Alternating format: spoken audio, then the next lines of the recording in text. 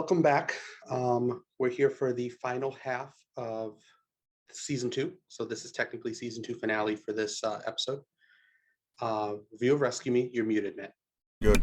The final 7 episodes. Now, Alex and I actually talked about this. Were you guys aware that Alex was watching the first 7 episodes first? No. First 6 episodes, then the last seven. Okay. Because I want to make sure we're all on that even scale. It's first 6, then 7. Yeah. Because otherwise, because I'm telling you right now, every episode I finish, when it gets to the point of we've ended our episodes for the reviews, I'm like an alcoholic constantly. I'm Tommy Gavin wanting to dive right the fuck back in. Searching for and I fight everything to wait until we record to not watch anymore. Like tonight we're going to watch, between tonight and tomorrow we're probably going to watch the first 6 of season 3 because yeah, I'm gonna try and catch the first. Oh, 6. that's right. Yeah, Jen, we're watching Texas Chainsaw tonight And this Texas weekend. Chainsaw, yeah. Like Lewis said, it's basically just good, dumb, gory fun, and you know what? That's all you could ask for. I saw Jen's after face. we're done with this. So. Jen, we're watching that tonight or when tomorrow. you said Texas Chainsaw, she went.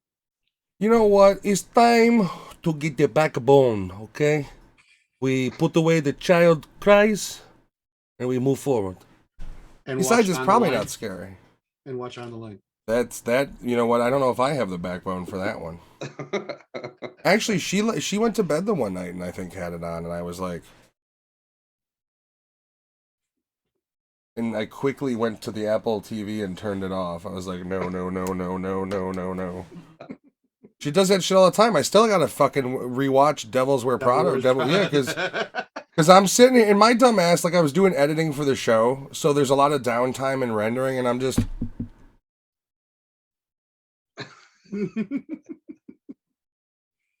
In case you guys aren't wondering why I'm not saying much, it's because I've been silenced because of these actions. She's only here for the good looks. She's got to balance our Neanderthal bearded faces out. All right, Giovanni, go ahead. That was a diatribe. Yes, we're doing the last half of this, and in watching the last half of this, again, Matt and I have seen this. Jen and Alex have not. And Matt, have you noticed through the episodes, is like, do you remember what happens? After we finished the last episode, the minute we started episode 8, Believe, I was like, fuck, because I knew exactly what happens. The moment he's talking about was the moment when I started watching the beginning of this season, where I'm watching and I go, and I looked at Jen like, don't say shit, don't say shit. Mm-hmm. It was one of those like, I remember, you don't remember. Like, don't say nothing. And it's funny, my wife pops in and out and she's like, I gotta watch this series. I was like, you do, it's really fucking good. And I'm all in it. She can tell when I'm really focused, I'm really enjoying it. I started episode 9, Rebirth, and she walked out of the room and I was like this. She's like, what's wrong? I was like, I know what happens. I remember. like I was just walking up to that point was rough. It's so hard not to be, even the characters that you hate, like Jerry is a character that I love but hate. Yeah, I could. Because of his relationship with his son. So it's like I was going to address that this time. I was going to address that. But even Franco, you have empathy for. Like it's like part of you when his daughter eats the drugs is like, God damn it, Franco! But part of you is also like, fuck, that's his daughter. Like every character in the show gets some sort of empathy from the audience. I do. I have respect for Franco. Because after that episode, still a piece of shit. He still is a piece of shit, but he got clean.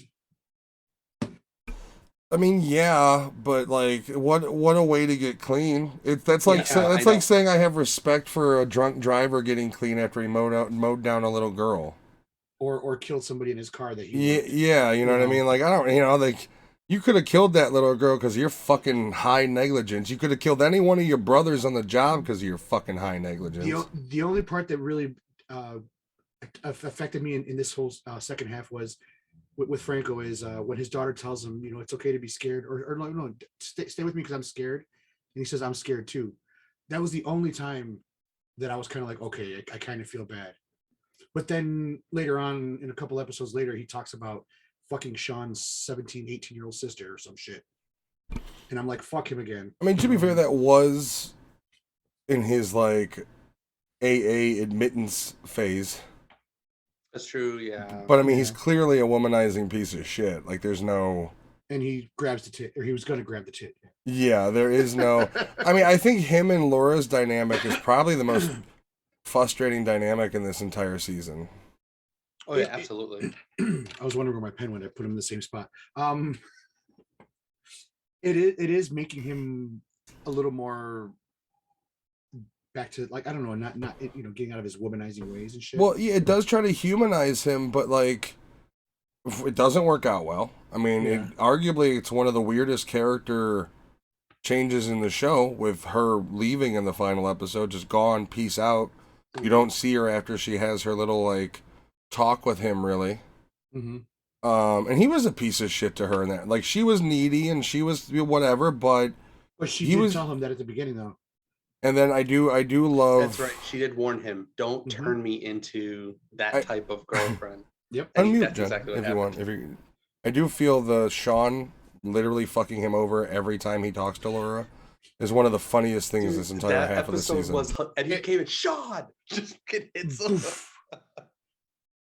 Even my Tommy favorite. then so the second half of the season really revolves around Tommy and his wife, or estranged now back together wife, but basically both going on what he calls goofballs, which is anti-anxiety drugs.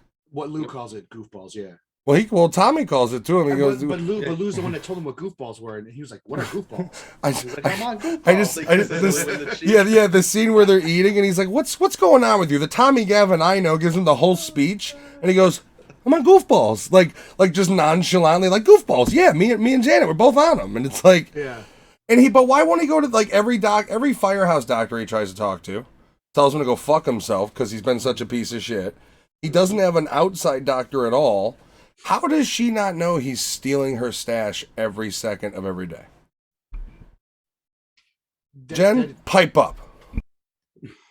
Yeah, I think I pointed that out when we were watching, where I didn't understand how she doesn't realize that her supply is going as quickly as it is when there's two people taking it. And it seems like he's actually taking more than what he should of that. Several at a So time. where he does, At one like, point, he four pops of them. like He takes 4 or like 5, four yeah. of them. Yeah. Which, But if you've I ever been on think- those, there is a point you get there where you could need that many in a day. But him fresh out, I mean, that's there's that scene when he's driving and he takes it, and by the end of the drive, or no, he gets home.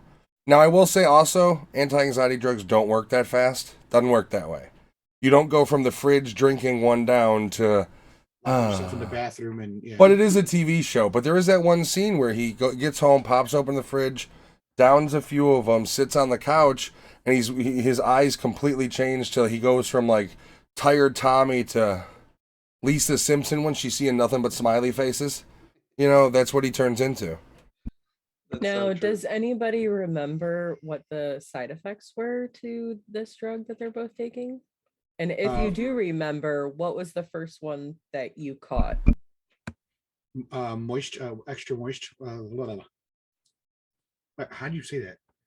So Vaginal moisture? he reads them off, and I think one of them was vaginal discharge. And I go, vaginal discharge? And literally he's like, well, vaginal discharge. Like, that's the first one he talks about too. And he's like, he doesn't have a vagina. Increased No, libido. I thought that you saw anal leakage. Yeah, it was leakage, anal yeah. leakage, yeah, because we were just Anal talking. I leakage. actually just clipped it from the stream where we were talking about anal leakage. And he's- Yeah, he that's said right. He's like, that's not a big deal. He's like, Yeah, whatever. Little bit of shitty underwear. And by the way, anal leakage isn't diarrhea. Anal leakage is liquid. Yeah. That's what people think it's not solids. You are a fucking fountain. It's basically you're a marker. Like, throughout the entire day, you've got some lubrication back there. Mm-hmm. So a segue into anal leakage is Chief Riley. He learns a little bit more than he wanted to about his son and his love life. And here he comes home thinking that it's his wife again in bed with another man while she's in her Alzheimer demented state. Well, he's half right. Mm-hmm. Come to find out, it's his son in bed with his boyfriend, and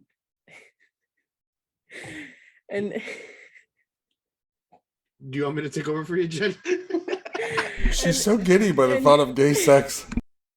no, it's not that, it's just the way that Chief Riley Hears the way he hears things. yeah, because he hears his son calling his boyfriend, oh daddy, and do this to me daddy, and when they face each other for breakfast later on, he's just kind of like, I don't ever want to hear that. Well, he also tells him, I thought you were the guy. Like a kid who got the wrong toy on Christmas. I thought you were the guy in the relationship. What you told really me. set it off? What really set it off was his son goes, "So hey, daddy, do you want some breakfast?" He goes, "Don't call me daddy. Don't you ever call me that again," because he hears him saying, "Oh, daddy, daddy." Now, I will say, their relationship comes. Okay, so one of the funniest episodes in this second half is the party that his son throws. Yes. And it's great because he's got the guys with him. Like, he basically orders the guys to go. Like, so he says, I got, she's throwing a party this Saturday. Who's coming? And they're all kind of like, oh, yeah, yeah. And then it's like, for my son. And of course, probably for your gay son. And then at that point, they're all like, yeah, I do. Yeah, I got church and AA. And he goes, no, you're all going. That's a marathon of ages. And I do really love that episode because A, it's a funny as fuck episode. It is. It's hilarious. And B, he has that whole thing where he basically comes in and it is a wild gay party bash. I mean, the best way to describe it, they're all dancing and it's music and it's very gay. In not a negative way, it's a very gay party. And Chief is literally, like, I look at him as like a little pug just going into the wrong, he's like little pug in a china shop when he walks into that house. I do like that episode because, especially for his story arc, because there's a moment at that party where he breaks down completely.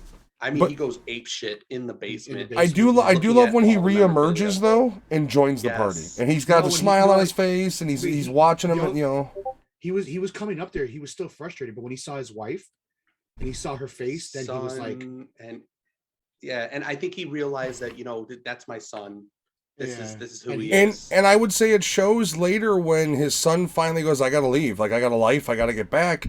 And if they go from their story arc, it goes from basically wouldn't even look at each other. If they sat in the same room together, it would be silence, to when his son finally goes to leave, they have an embrace of a kiss, and you see Jerry grab on him and like, no, you could tell there's a certain connection they have that they didn't have in the first season or the beginning half of this season. That relationship I am happy to see kind of grow. It is just under the unfortunate circumstances of his wife and / mother deteriorating further and further. However, there is that scene where they do have Jen. How'd that scene play out where she does have that lucidity, where she's there and she remembers him and she gives him that little talk? You remember that scene? Which I forgive you. Where they were. Oh yeah. That was really sad, and I mean, I've lost a parent who, towards the end of his life, he wasn't very lucid and he wasn't in a good mental state. He didn't really remember things, and the fact that she was there, she was present and she was aware of the past, and what she said to him was just really heartwarming. That she doesn't want to, or she's happy that she remembers because she doesn't want to forget that had happened, and she's going to hold on to it for as long as she can. She does also say, I forgive you for everything you did, and I'm also sorry because I'm a burden. And that's when I was like, oh shit. That hit me hard too, that she called him out on all the shit he put her through, but she also I still love you. He thought that she was crazy still, or not crazy, but still like fucked up in the head, because she said that she had a dream of their daughter who died at childbirth, I guess, or yeah. And she's like, no, I know our child is dead. She's like, I just dream of her being alive. Yeah, it is such a It is in my opinion, Jerry and his wife is a sadder arc than what we're going to talk about now, Yeah. Oh, which God. is the unfortunate passing of Connor, who was ironically struck and killed by a drunk driver. Mm-hmm. Now, this scene is, they do foreshadow it cinematography-wise, but it's very subtle, and the foreshadowing only comes in the very beginning when Tommy's working on the pickup truck, and he tells Connor to put a helmet on. Go put a helmet on. Yeah. That is the only foreshadowing you get that something's going to happen. Well, even to Matt's point in remembering, even up to this, every interaction with Tommy and his son Connor, it's Connor like, you promised me this. And his dad's like, I'll get to it, I promise you. And then you promised me this, we were gonna do this, I'll get to it, I promise you. It was just like, we'll get to it, we'll get to it, we'll get to it. And there was a point where he finally brings his son, He wakes him up the in the middle bike, of the night. Yeah. the mitt. And then his son's like, wait, she got a PSP? Because he gives his daughter a He said, PSP. you got a mitt and a bike. And he's like, what? Okay. And the daughter wanted the bike, and the son wanted the PSP. Yeah. Which is But even more that's- tragic when you think about it. The bike that he Yeah. bought him for his birthday is what ends up getting him killed on top of it. Mhm. Yeah, that was the not the moment. I remembered right before that, but from that point I realized, yeah, no, you can tell shit's gonna go down in this family. I feel like, to me, Janet's treatment of Tommy after Connor's death makes me fucking hate her. It's not. Yeah. Yeah. It's The not. only one, even and Sheila's batshit crazy. She's literally with a lesbian who's beating her ass, and we'll go into Oh that my in a God, second. yeah. But she's the I still love only Sheila. one. But she's the only Mhm. one to fucking stick up for Tommy. Yeah. And The she told him only the one truth. in Yeah. that Yeah. room that made any sense was Sheila for the first time in the entire fucking show. Yeah. When and she tells her, "You got a good man," you know. Where were you? And let's be real. Where is Janet? Where is she to take care of Tom? Whether She was why on Goofballs.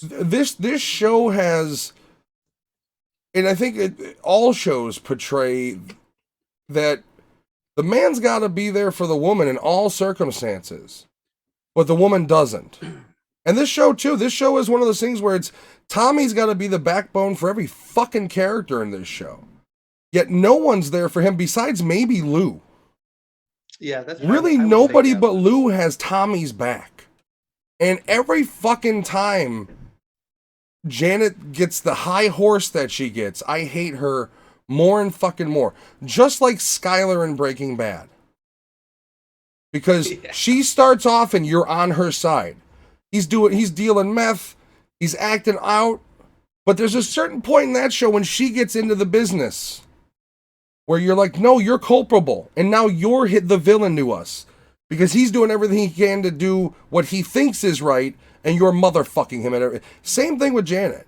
This entire 2 season, she's done nothing but motherfuck the guy except for 3 episodes when they're on Goofballs, and then Connor goes and they're cracked out of. It's almost like the first half of this season and beyond, the first 11 episodes of this season were almost a dream.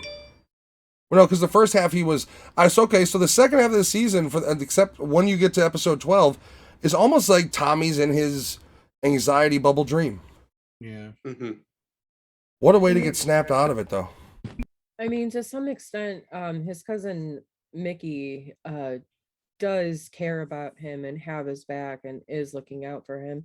And we do find out later towards the end of season 2 that the captain's I guess mole is Mickey. And he finds out by him being on a phone call with Mickey saying, hey, hang on, I've got another call. And he's right across from the captain and he sees that he's on the phone. And then, sure enough, as soon as the captain gets off the phone, Mickey comes back. That happens like right after his son dies. I will say, and that's also another heartbreaking thing like that happens there. Mm-hmm. I will say Mickey's right when they have the confrontation. Mm-hmm. And he's basically like, look at that. He's like, I got you to feel. He's like, you're better than what you could have been. And he's right. Yeah. Yeah. He is. He I is. will say He's he's still a piece of also shit. he's I don't also like right. him. I don't like Mickey either. He's got a self-righteous thing about him. Yes. Yeah. But he's kind of just a piece of shit as they are in a lot of ways. Oh yeah. Yes. But he was right on the Not as brother, bad the as Father half brother. Murphy. Yeah, he not was as right bad as about the Father half Murphy. brother. That is one of those twists in the show that, I mean, this second half of this season is a lot of fucking sadness. Father It is. Murphy, for the first half of the Father season, Murphy, Gavin. you meet Father Murphy, who is a half brother to Tommy and Johnny, half cousin, whatever, to Mickey, the priest, former priest. He doesn't like him. Doesn't have a good feeling from him. Observing things he says he's seen before, he doesn't like. Turns out he's right. The older brother of the kid comes up to Tommy and they communicate, and it comes out he was abused by Murphy. When you first see that kid, You think he's a think ghost? that you think he's a ghost. Yes. Yeah, I did you're too, like, yeah. nobody else appears to see him. It's just Tommy.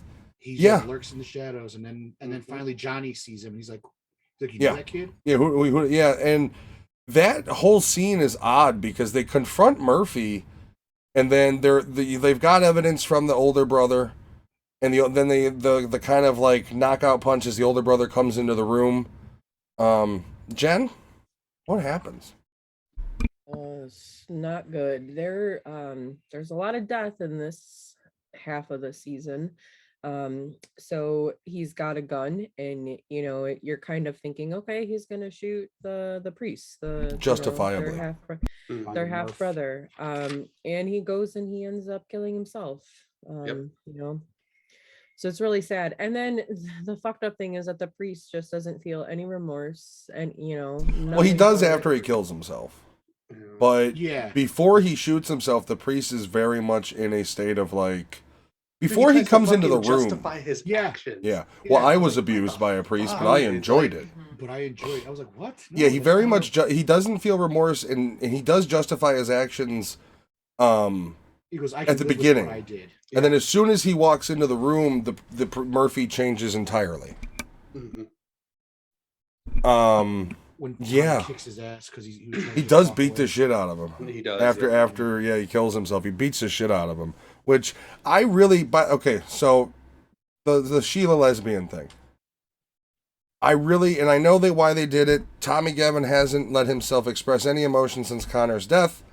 Sheila keeps getting her ass whooped by this blonde woman, girlfriend of hers. I wanted him to punch the shit out of that broad. Oh, Yep. yeah.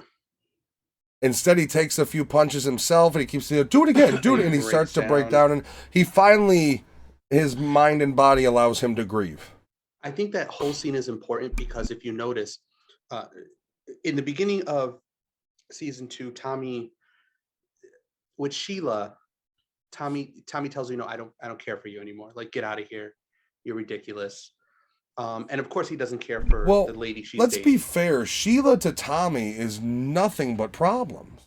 Oh yeah, I absolutely. mean, even if she wasn't a cuckoo bird, him even looking at her, he's talking to his dead ghost cousin, Jimmy. If he looks at her wrong, the firehouse will be on his balls again. He literally transferred out of this firehouse because of her. Mm-hmm. So, like, Sheila's nothing but trouble for Tommy. But I think his reaction is important because, like, after his son dies in front of his crew, in front of his the ex-wife, who he's trying to get back with and trying to remarry, he stays pretty strong. But then he gets to two people who don't know him, who he doesn't care about, and he breaks down entirely. Yeah. Because he knows, like, I don't care how they think of me, and he just fucking loses it. Well, I think at the wake or the service, it was pure shell shock. I think he was just, it was like a grenade went off next to him, and he was there, but he wasn't. Yeah.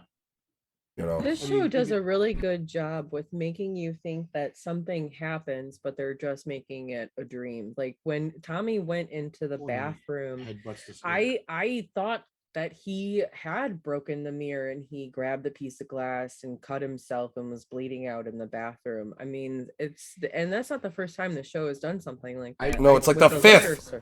Yeah, I don't think that anymore. Yeah, this show teaches you to be suspicious of everything. Like if I it wait, seems I off, wait. it's probably off. Yeah, it's true. Anything involving Tommy, I wait to see what happens. Except for when he's on the job. Have you noticed that's never a dream? Like when he's making jumps across roofs and doing shit like that, that's always real. Like it's almost like it's a point of like when he's on the job, when he's working, if it's somebody else's life he's saving, there's zero bullshit. It's only when the downtime comes in his demons affect him. The one time they did do that was when he saw the girl and they were talking about the candy bar. Yeah, yeah. But what I mean is, yeah. as in like when it comes to him doing the crazy shit that saves lives. I mean, he falls through how many stories? I think it was 3 or 4 stories. And then you That's have what the it whole. looked like, but then it looked like one. I think it was at again. least 2. Yeah. But you have the whole Jesus vision of, it's like, do you believe in my dad now? Yeah. So sorry. So piggybacking on that, he does kind of find God, and it's because of a kid that he had rescued from a fire in the first half, where it Well, was he a did kid wear that- he That did was wear episode that kid's 7. lips. Yes. Yes. That was Yeah, that episode was 7. super So- disturbing. so yeah, so he's been staying Franco with the reminded mom, not staying with the mom of that kid, but he's been visiting the kid in the hospital, and then he sees Jesus while he's there, and he's just like,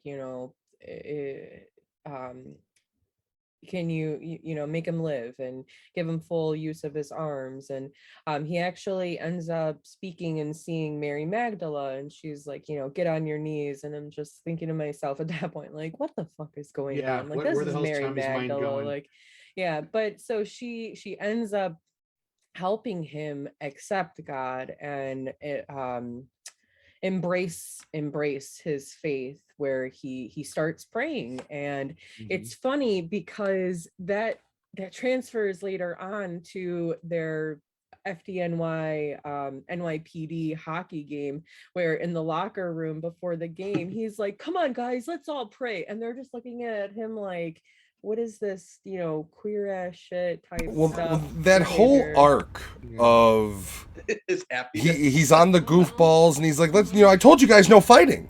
No fighting. Go sit down and think about it. I said no fighting. He puts 3 of his guys in fucking penalties. And then Well, I love when it the starts moment when with when he realizes that like he's soft on him, and then he goes in and the guy's like, you're not on the, and he just punches him in the face. Like, anybody else? yeah, anybody else, huh? And then just proceeds to beat the shit out of the cop. and puts him in jail, or puts him in the hospital. Yeah, that got dark fast. Like literally, Yeah. they show Garrity, Lou, and Jerry watching, and that when he hits his head, all 3 of them are like, somebody should call an ambulance. And Garrity's like, I'm on it, and he's calling the ambulance. Yeah. I don't know. Like, I wonder what's gonna come of that. But it also shows his mental state, like off the goofballs. He gets in the penalty box. He's still They're watching Tommy. him from across the Yeah. way. Yeah, They're like, who the fuck is he talking to? yeah, he's really in it, huh? He's really in this game. Yeah. One of the most endearing scenes for me in this entire season is Damien wanting to be a firefighter. And you have Jimmy and Tommy going to have the talk. And I love Jimmy's reactions when Tommy starts saying all the bad shit. And all that, and he's like, no. He's just like, come on, Tom, come on. And then Tommy goes, but I wouldn't want to do any other job. This is the greatest job, and he goes into all the benefits and all the true positives and, being a hero, saving people's lives, things like that. And that little hug they share, Jimmy and him, that doesn't really exist after the talk, is that whole scene is so fucking endearing, and it's just like, he's talking to ghosts. I mean, he's And talking to Jimmy's- fucking and Ghosts. Jimmy's finger is now fucking black. Well, have you noticed he's also changed his clothes in this season, the second half of the season? Really? Remember you only used to see him in the one type of fire uniform? He changes into his official uniform that they do for ceremonies. And then he also changes into street clothes. You also have the weird scene when they're chasing him in a car, driving next to him. You got Jimmy, then you got the firefighter who died. Yeah. So the hallucinations are getting like almost like the pills he's on are exaggerating the hallucinations to the point of like bigger. they're becoming their own thing and not necessarily attached to him anymore. It's getting more real every time he has them. Another endearing scene, and I think it really is an endearing scene, is shortly after his son dies, and we'll get to it, but there's a part where Tommy buys alcohol, and he goes Yeah. to a special room. Oh, endearing? No. Fucking badass. Go on. I mean, from the older brother standpoint, I do love the older brother finds him, and he's like, "I'm not No. going to judge you." No. Johnny's younger. No. The younger brother is the other one. No, Johnny, it goes Tommy, Johnny, and then the other one. Oh, you're right. Okay, yeah. Johnny's Yeah. middle brother. So that's the Middle younger brother. brother. The middle brother finds him, and he's like, "I'm not going to judge you," but he also kind of turns his decision around. He starts bringing up the family, the choices, the like, this is what's going on. This is who we are. He's like, but I'm not judging you. He's like, you go right ahead and do what you've been through. And it's cool because Tommy decides, he's like, no, I'm not going to do this. No, He gives him the bottles. He's like, here, take these. No, and even his young middle brother's like, I'll hold on to them for you. They'll be here when you need them. But yeah, he gives him the bottles, and I do like that scene a lot. Isn't that where Johnny tells him they caught him and we know where he's going to be? Yeah. And that's where he says, all right. He's like, he gives him the bottles. He's like, we're going to take care of this. And Johnny's like, yeah, we are. So Johnny's using his job. But that scene goes very dark in my opinion, because it goes, Yeah. It starts off dark with Tommy about to break sobriety due to his grief. And then what snaps him out of it is the idea of we can get this motherfucker. Yes. Like he goes from like, fuck life, I have a myself. reason to live, and my reason to live is make sure this person pays. Mm-hmm. It gets very dark. But yeah, I agree with you. That's one of the scenes that I wanted to mention too, was how he goes from fuck life, my son's dead, I can't do this, to basically as soon as Johnny tells him we found him, his face changes. Mm-hmm. His face changes to one of a determination of I have a goal to accomplish, this can wait. Alcohol does not matter when his revenge is at the forefront, and I find that to be very 1980s cinema, so I love it. And I think one of the reasons why Johnny tells him this is because he goes, he's been arrested before for DUIs, and he's gotten off. He knows somebody. Well, not to mention, Johnny isn't assigned to this case. He even says, I've been poking my nose in. Yeah. So he's doing everything in his power to figure out how to find this guy. Like he wants that revenge just as much, very much so. But it's his family. And he wants that blood too. Well, no, he should probably lose his job for it, realistically. But I'm saying, if it was your family member, is it justifiable in your head? I mean, I think it's totally justifiable for what eventually happens. Family, yeah. Now I'm all right. So let's get to that. Tommy's dad, Uncle Ted, and Tommy cock up a plan to basically meet this guy when he gets off his train and shoot him, kill him. Mm-hmm. Now, I'm going to ask take the lead. I'm going to ask this first and foremost. Yeah. So, first and foremost, is it a dream or is it real? Which one? I think this is going to be real. I think this is going to be real. Yeah. I think this is going to, especially with Uncle Ted, because Uncle Ted, I believe what he said. Like, he's like, I got nothing to lose. I got nothing. He already else. tried to kill himself once. Yeah, he already tried to kill himself once. He tried to take money to pay the gods. I don't know. So, with that said, you do have a breakdown of character. You have a breakdown of the grandfather basically saying, "This is my grandson. I got nothing to live for. I don't, because." Right. What we haven't talked about is the grandpa's wife dies, second wife, and leaves him $50,000, and the rest of it she donates to the Cat Society as well as $56 million, and she leaves the rest to her helper boy, who's going to keep and raise the cats. So he gets $50,000 out of all of it. So he's kind of like. I thought it was 20-something. Well, that's okay. They actually owe money. They raked over 3 days. 3 days after her death, they raked up $20,000 worth of expenses, which then we're going to be. But I didn't understand that, because he tells them you're going to get this $50,000, but you owe us 20. But then he says we'll go on a payment plan. Why wouldn't you just deduct it from what is owed? What's going to be given? But because they have no intention of paying it. So the grandfather basically says, let me do it. I got nothing. I'm almost dead anyways, the worst case scenario. Then Tommy's like, and then Teddy says, I fucked up everything in my life. My marriages, this, that. I don't have anything. Let me do it for Connor. Let me do it to honor him. Uncle Teddy didn't have any children either, did he? No. Okay.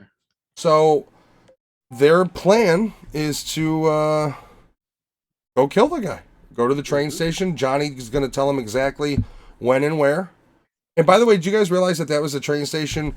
The scene in The Warriors when they're running through the city, and right before it's after, I want to say it's after the baseball Furies, right before they go into the station where they fight the roller skate guys. There's like a triangular section area, and I didn't understand what it was in The Warriors. It's the same train station that this guy is being led off to. Oh, cool. Which I found really just neat as a fan of New York cinema, and it's seeing, you know, I mean, you're literally, I mean, you're what, 30 years apart, 35 years apart, or whatever it is at this point. But yeah, I thought that was neat. So the season, before we do go into this, is there anything we missed in so far? Jen's got something. Yes. So Andy? going back, well, there's that, but then going back to Chief Riley and everything that's gone on with his wife. So the episode where Connor does get hit by a car, there's an incident that happens with Chief Riley, Jerry's wife. Jeannie. Yeah, Jeannie, where, you know, the caretaker is trying to get her to come out of a bathroom in the house, and she's not, you know, talking, and Jerry comes home and he's like, well, what's going on? You know, what's the situation? So him and the caretaker are talking, and then all of a sudden the caretaker says, Jerry, and he looks down to the ground and there's a pool of blood. So when that happened, I was like, are you kidding me? Like, I will say they even demonstrate how far she's starting to dip, because the caretaker tells him, like, my husband said a lot of nasty things towards the end of his life, but nothing ever is that bad. And they don't say what she said, but it must have been nasty enough for the wife to kind of snap back into sense and go, fuck, did I just say that? And then I think that's what's, they don't really go into it, but I would assume that's what causes her to slice her throat, is the idea of, like, that was me, I just did that. You know, so I think that they're demonstrating how much deeper and deeper and deeper she's falling into it. It's kind of messed up for this new person too, because she's actually not really a caretaker. She's just a neighbor who went through the same situation, who said, yes, she's just I helping will them help you out. out. I will help you Which, out. come on, helping. let's be honest, future romance for Jerry. We all Right, fucking right. see it coming. But one thing I wanted to punch Jerry for was that he says, this is what I'm paying you for, to deal with this stuff. Like, it's like he's pawning his problems off on somebody else. He says that because she brings his wife to the firehouse. Yeah. She doesn't recognize where she is. This is one of the reasons why I don't like Jerry right now, is because of how he's handling it. I don't like how he's how people perceive him versus how he's going through this problem. I don't like how he's handling it, but I do look at it also from the angle of, like, the dude's not handling it. Like, he's not handling it. It's plain and simple. He's trying to hide it. He's trying to. It doesn't exist. When I'm at work, I'm happy because I'm with my family that fucking knows who I am and remembers me. And when I come home, I got to deal with this. That's really where he's at in life, and it's sad. But that's kind of how he is, unfortunately, because of everything that's going on. And I think part of it, I don't think it's entirely like, you know, I don't want the guys to see her. I think part of it is he doesn't want to show weakness in front of the guys, and she is his weakness. She walks in, and the fact that he can't recognize her, you got to remember, every other scene that she can't recognize him, he either breaks down in tears or goes angry because it hurts him so bad. Constantly thinks that that's her brother, and he doesn't want to show that. He doesn't want the guys to see that, like, it's ripping him to pieces. I will say he does have that scene with Franco in the truck on the way to the fire where he starts crying. And what the fuck is wrong with Franco? It's guy code. You're two people in a car. This one's crying. Dead ahead. That's where you look. You don't stare him in the fucking face. You're dead ahead when the chief is like, he's fucking crying and he's. It's fucking guy code. Come on, Franco. Come on. You immature bitch. He can finally feel now that he's off of the painkillers. Yeah. Is this emotion I see? Also, Franco talks shit to Tommy. We're going off topic here, but Franco's talk shit about Tommy, about being this guy who's straight shooter, always says what he's on his mind. Finally, fucking Tommy does go back to that way, and he tells Laura, "This is what's going on."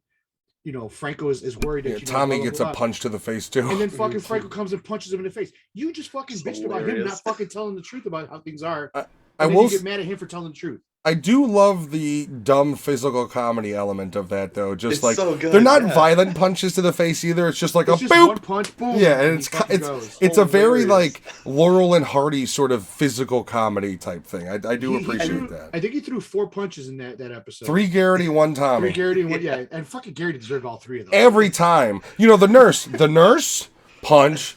No, but it didn't mean nothing. He was just doing her for the pills. It's like, Yeah. shut the fuck up, Sean. And then the watch gets broken and fuck. And, No, but and I there's, don't think Tommy deserved it at all for that one. One Even though really Tommy does funny, deserve a lot.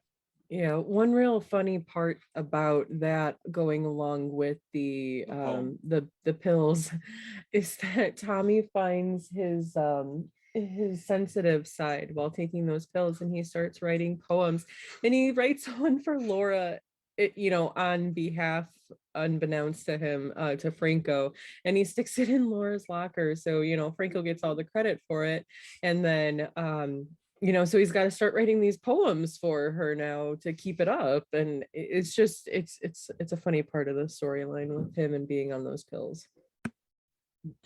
I think what's funny is he writes the first one, they get Lou to write the second one, and then the third one is actually a copyrighted fucking. Also, I want to say, what is with Laura? Like, she reads the poem, knows Tommy writes it, and she's immediately like a schoolgirl, where it's like, you have a feelings for me, don't you, Tommy? Why was she so into him, trying to like get with him? Yeah, was she gonna like approach him at that point? Was she interested in him and read the poem and is like, oh shit, I got a chance with Tommy? Like, what was her fucking chase over that? Yeah, or I maybe felt that like was her just like a edge- jealousy thing. I think that's what it was. I think she was, because there's essentially a pissing match between Laura and Franco that happens.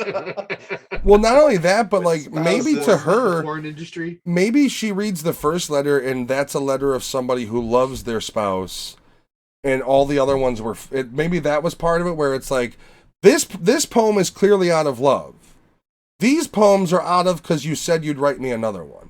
Maybe that was one of the big problems too. Of like, one of them was clearly not the others. Like, one of them was a true love poem, and the other 2 were Lou trying to do what he can with his sappy poetry, and a copywritten Is it sappy? one. Is it sappy? I think a lot of it's just Or is it dumb. just bad? From what I've read, it's bad. From what I've heard on the show, it's not good. Speaking of Laura, one of my favorite scenes, it made me laugh so hard, in this season was when Laura walks in on Mike and Sean feeling each other's nuts because The lump. Mike thinks he has ball cancer. Well, he has a lump, and then Sean's like, all right, well, fine. And he's feeling, and then Sean's an idiot. His reaction is like, oh yeah, that's not right. There's something definitely weird there. Like, he's total like a child. Let me compare. Yeah, So he yeah. sticks his hands down his pants. And he's holding his ball. Which it ends up being just like a fatty cyst, basically, Yeah. on the That scene made me balls. laugh. Can you imagine walking in though and seeing somebody feeling somebody's balls and they're touching their own? They're like, yeah. I think this season had to have this, as much comedy as it did to balance off all of the goddamn sadness it had. Jen? Yeah, and the type of comedy it had. But Made going sense. back to Proby, feeling something on his testicles, so he goes and he gets it checked out, and he's kind of freaking out about it, because when he's with the doctor, he actually gets aroused by the doctor feeling around him. But he was thinking about Dirty the Diana. other doctor, though. Dirty Diane. By the way, yeah. what kind of a piece of shit doctor is like, she's had sex with everybody? Like, he's just completely under the bussing her. Well, because he's also a friend of the family for Proby. Yeah, okay. Dirty Diane. One thing we haven't talked about, and we have to, it's we're getting towards the end here. Candy? Oh, okay. Candy and Lou. Go ahead, Alex. Explain that before we go on, because the where I'm So- talking about is a little bit later. Okay, so Lou is out. He's on the outs with Sandra because Sandra only likes a man who's taken, and now that Lou is no longer taken, she's like, "I'm done with you." And then he creates this fake a relationship with a call girl that he was told by was it Tommy? Which, by the way, she really is gorgeous. Yes. Like, She's also a director, and she's done a lot of shit, man. She's done a lot of really. shit. Yes. I feel like she had her hands in Sons of Anarchy at some point, but it could just No. be me not them looking. They look similar. No, she's done a lot of FBI, the ones that are on now, and it's a lot of Channel 2 and Channel 5 stuff going after that. Bones. No, that's Fox, but no. Was it really? Yes. What was the other one on CBS? Wasn't there like a Um, procedural with, like that on CBS? with him, it was Seals, Ah, okay.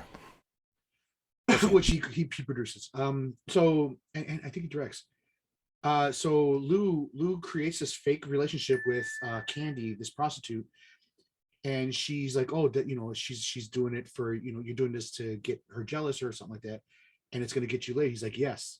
So they proceed to have that happen, and he starts to fall for the call girl versus Sandra, and then she tells him, I need out, I want out, blah blah blah. They get this relationship, and she finds a way that she could get out. Is $30,000, and Lou, which I right when that happened, I was like, he's gonna get fucked. And as the season ends, he hears somebody over talking that that Candy took their money to get out of it, and this and this and that. So Would we're it left with make that. would it make you feel any better if I told you Candy was not done in the show? I figured know she- that yeah, that because I already looked up that she's a director, and I saw that there's more Okay, episodes. yeah. She comes. I don't remember exactly when, but she does come back into the scene. Yeah. But no, but I just going from that part, I just had that feeling like once I heard that money was going to be involved, I was like, Lou's going to get See, taken. I never got that feeling. I don't know. The way that they wrote it and the way that she acted, it seemed like she had genuine feelings for him, like they had a genuine Yeah. connection. He does stick up for her, and maybe that's what maybe that's why, is because there was previous people that she was in the con with, but Well, he actually is showing affection. the way that he finds out is so fucked up. He's literally It is, yeah. he gave her the money. It's supposed to be the celebratory meeting because she bought her way out, and he's got flowers in his hand, and the cops are talking to another dude she told her to Well, meet there at the same time.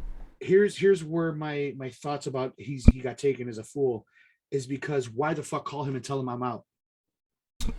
Not Oh, only she got that, the but money, like just be like, I'm out. it makes you think that Bob's Burgers guy, H. John Benjamin, was really the only correct one when he sees her on the street and he's like, it's not a woman, that's a whore. That's Bob, by the way. That's H. John Yeah. Benjamin. He does the voice for Archer as well. A bunch of other shit. Yeah, he's the only one really that treated her how she should have been treated. Mm-hmm. But she even goes to the extent of she's got fake bruises and shit on her. Yes. Blames her pimp. She really plays Lou. And you don't see F-bomb throughout the entire second half. Mhm. No. And what kind of a name is F-bomb? Yeah. Which makes you wonder if she was even on the phone with anybody. Yeah. Better than a pimp named Slipback. You remember that? shit? All right, so anything before I get to my final point dealing with Jerry's storyline? Looking at my notes. No. can't think of anything So else. one thing that goes back to like the whole faith topic of the show, at Connor's memorial service that they have at their new apartment, Garrity and Proby go into his Oh, daughter's yeah. bedroom, and she's drawing a picture or whatever, and she's very like, I don't want to say she's cold, but she's acting more like an adult, like she's a realist about the situation. And they're trying to tell her like, oh yeah, your brother's in heaven, he's safe, he doesn't feel any harm. And she's like, no, he's not, there is no heaven. Like she's just telling it straight. And then Garrity like freaks out by it, like he's questioning his faith about it. So he goes to church, him and Proby do, and they're sitting there silently praying or whatever. And then they see a maintenance guy like come over and like spray the Blessed Virgin Mary statue, and they're just like, what? And It's then the later plant. on in the episode, He sprays Yeah, the the plants plant, yeah. above it, and then it drips on the tear. Because Yeah. Garrity was there by himself, and he saw the tearing eye. Well, yeah, and then so he Oh, later goes God. up to her and he's like, gonna touch her lips or whatever, and he's just like freaks out, like, oh no, what am I doing? Sorry, Matt, you can go ahead. So there's But at the end, real quick, at the end, they look at the pictures that she's drawing, and she's drawing butterflies and fucking, and she's talking to them about this fucking dark shit. yeah, she's told She's drawing these happy pictures. she's basically Sarah Connor, but she's drawing happy butter, and he looks at it and he kind of has that look like, well, I guess she's okay. Like he's got that dumb Garrity, like, well, she's Oh drawing my God. butterflies. Two things, and these are the final two things of the season that we're going to talk about. First off, Jerry ends up taking his wife to a home, basically. Yep. For Alzheimer's. For Alzheimer's. And it's a fucked up scene because it's a two-part scene. The first part is he drops her off, and that's tough. And then the next thing you see is him bawling his eyes out on the drive home with his future love interest, the neighbor. And the next scene is her coming back to lucidity, remembering him, and running out screaming for Jerry. Yeah. It sucks. It's a hard scene. Now, the way the season ends, and when I asked if we thought it was a dream sequence or real, I do find the scene between Jesus and Tommy. It's a powerful scene because Jesus doesn't show up like he's been showing up. Jesus shows up. He's crying basically. He's talking about Connor. And he's almost begging Tommy to let the plan play out. He's trying to convince Tommy that it's all part of something. Tommy just lost Connor. He's in this, like, fucking plan are you talking about? I believed. Look what it got me. He does convince Tommy to rethink killing this guy. And the last scenes of the season are Tommy running through the train station, trying to get to Teddy. And unfortunately, or fortunately, however you want to look at it, Teddy does successfully shoot the guy. One of the last scenes is Teddy shooting him, cops swarming, and Tommy getting the guy's blood on his face and wiping it off. And that's how they leave it. We don't know. And did you see Tommy backing off and Yeah. dipping out? Yeah, Tommy dips out. The grandfather's there, but the cops aren't swarming him. But even the grandfather has sort of like a holy shit, he Like did a it look. shock. Yeah. Like I do like the argument between him and Teddy. When he's like, I killed 4 Germans in the war, won by hand-to-hand combat. And Teddy, in Vietnam, there was 50,000 of us died, and we killed 2 million of them sons of bitches. And they had that little spat of who was tougher. But yeah, this season does end with Teddy shooting the guy, Tommy backing away, and they leave it there. And this is why I tell you, it's so hard for Jen and I not to just fucking continue. To not say, fuck it, we'll remember what ends where. Because I could do it. You could start today? I'm gonna. If we get time, because I gotta record later in Nothing We Trust later as well. But Start one. We're gonna, believe Just me. squeeze one in. This show She's gotta does go a to the very airport good too, job with cliffhangers and continuing the storylines. And because from season 1, because you're so invested in the characters, if you start watching it, it pulls you in. It pulls you in. You want to know what happens. You want to know what happens, even to the shitty ones you don't like. Like what happens? Yeah. And it's I want to watch the next season. After this, I'm going to watch Chainsaw Massacre and then probably start season 3 right after. So, All right. So, any last thoughts about the final half of the season before we move into season 3? yeah, I hate No. Janet. Oh. I hate her more than I hated her Yeah. before. I hated her when she took the kids, and yeah, it's hard that I could say, but I hate her more the way she treated Connor, or the way she treated Tommy after Connor's death. Has been very angry, like completely abandons him, moves the kids out of the house, completely everything they were building in the second half, she completely just destroys. Yeah. Like And it's a you can't even. I feel like you can't blame him because it's a night. It's a day in the streets. It's not fair to blame him. It's not his fault a drunk hit his kid. Yeah. I mean, but you really think you saw Connor's body? Do you think the helmet really would have saved him? No. I mean, Tommy, and one of the most haunting parts of this half is after Connor dies, they pronounce him, and she's breaking down, and Tommy's just blank. Yeah. Mhm. Tommy is in firefighter mode. He walks over to Connor's he's- body, closes his eyes, and that just shows you how fucked up the guy is. That his own son is lying there dead, and he's reacting like he just pulled him out of a building that was burning. Well, he even tells Jenny, he's like, you need to calm down, you need to stay calm.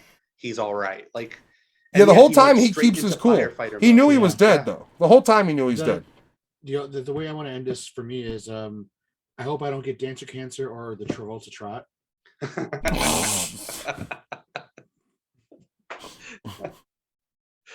No dancer cancer. All right, we're all good. Yeah. All right, everybody. We will see you for the next episode, which will be the first 6 episodes of season 3. Thank you for watching. Like, subscribe, do all that fun shit. Tickle the pickle. We will see you guys next time. Boy, All right, Bye. I gotta take a raging piss. I'm gonna make tacos. Right.